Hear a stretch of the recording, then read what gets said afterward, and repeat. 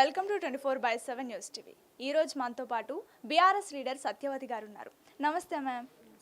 బాగున్నారా మ్యామ్? బాగున్నాను మ్యామ్, ఇప్పుడు చూసుకుంటే హెచ్సిఏ భూముల నుంచి ఇంచు కూడా తీసుకోలేదు, చెట్లు పెరిగితే అడవులు అవుతాయా అని కాంగ్రెస్ వాళ్ళు అంటున్నారు. దీనికి మీరు ఏం సమాధానం చెప్తారు? అవునా, మరి చెట్లు పెరిగినాయి కదా, పెరిగిన చెట్ల దగ్గర జింకలు ఉంటాయా? పెరిగిన చెట్ల దగ్గర నిమ్మళ్ళు ఉంటాయా? పెరిగిన చెట్ల దగ్గర కొండ చిలువలు ఉంటాయా? అసలు ఏం మాట్లాడుతున్నారు? విజువల్స్ ఓపెన్గా బయటికి వచ్చాయి. అర్ధరాత్రి బుల్డోజర్లను పంపించి అడవిని నరికించినటువంటి విజువల్స్ అన్నీ బయటికి వచ్చాయి.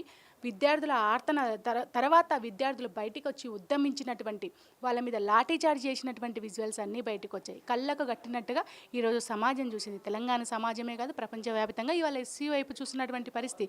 దేశంలో అన్ని రాష్ట్రాల నుంచి అక్కడ చదువుకోవడానికి వస్తున్నటువంటి విద్యార్థులు ఎవరైతే ఉన్నారో ఆ విద్యార్థుల మీద, వాళ్ళకి సపోర్ట్ చేసినటువంటి ప్రొఫెసర్ల మీద అమానుషంగా ఇవాళ లాఠీ చార్జ్ చేసిన చరిత్రలో ఈ రోజు ఒక బ్లాక్ డేగా మిగిలిపోతుంది రేవంత్ రెడ్డి గారి పరిపాలన అని అయితే నేను స్పష్టంగా చెప్పదలుచుకున్నా.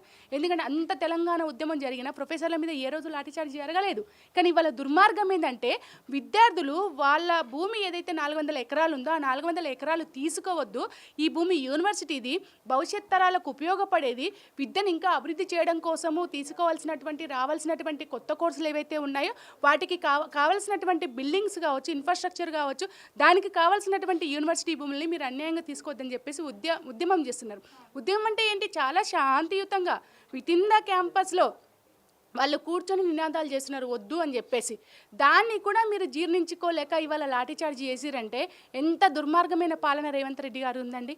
ఆ రోజు ఏం మాట్లాడింది? అధికారంలోకి రాకముందు ఇంచు భూమిని కూడా అమ్మమని చెప్పారు, సంపద సృష్టిస్తామని చెప్పేసి మాట్లాడారు. మరి ఇంచు భూమి అమ్మనైనా 400 ఎకరాల భూమి మీద ఎందుకు పడ్డది ఆ కన్ను?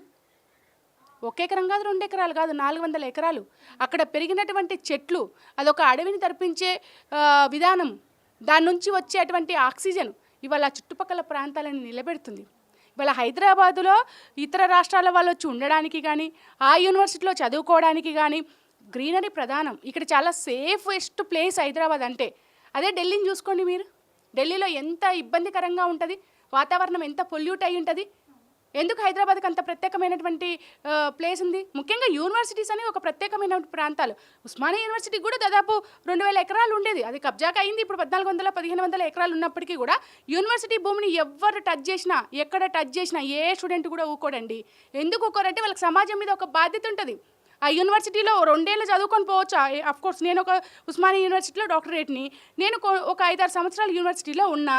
కానీ 5-6 సంవత్సరాలు అయినా సరే నా వ్యూ అంతా ఎట్లా ఉంటుంది అని అంటే చాలా నిస్వార్థంగా నేను ఎంత బాగా చదువుకున్నాను, నేను ఎంత బాగా ఇక్కడ అనేక విషయాల్ని నేర్చుకున్నాను, నా తర్వాత తరాల వాళ్ళు కూడా నేర్చుకోవాలని చెప్పేసి ఒక ఫీల్తో ఉంటాను.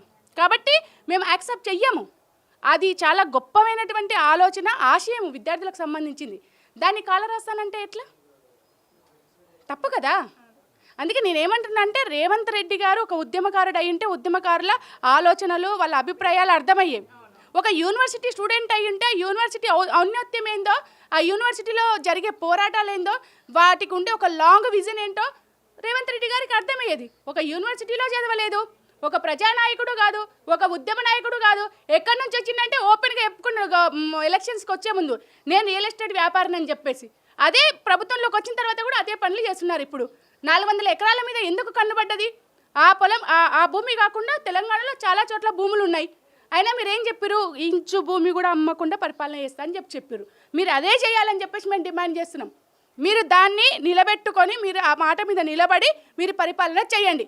మీరు ఇచ్చిన 6 గ్యారంటీలు, 400 హామీల నుంచి మీరు ఇంప్లిమెంట్ చేయకపోవడం వల్ల ప్రజల నుంచి వచ్చే వ్యతిరేకత ఏదైతే ఉందో దాని నుంచి తప్పుకోవడం కోసము స్థానిక సంస్థల ఎన్నికలకు కూడా పోవడానికి భయపడ్డటువంటి మీరు రేపు స్థానిక సంస్థల ఎన్నికలకు పోవాలంటే కోట్ల రూపాయల డబ్బులు కావాలి. కాబట్టి యూనివర్సిటీ ల్యాండ్స్ను అమ్ముతానంటే ఊరుకోవడానికి ఎవరు సిద్ధంగా లేరు. రేవంత్ రెడ్డి గారు బుద్ధి తెచ్చుకోండి. యూనివర్సిటీ విద్యార్థుల మీద జరిగినటువంటి లాఠీచార్జికి క్షమాపణ చెప్పండి. అక్కడ నుంచి పోలీసు క్యాంపుల్ని ఎత్తివేయండి. సమీక్ష నిర్వహించాల్సింది పోలీసు క్యాంపులు అక్కడ ఉండడానికి మీరు సమీక్ష నిర్వహించండి.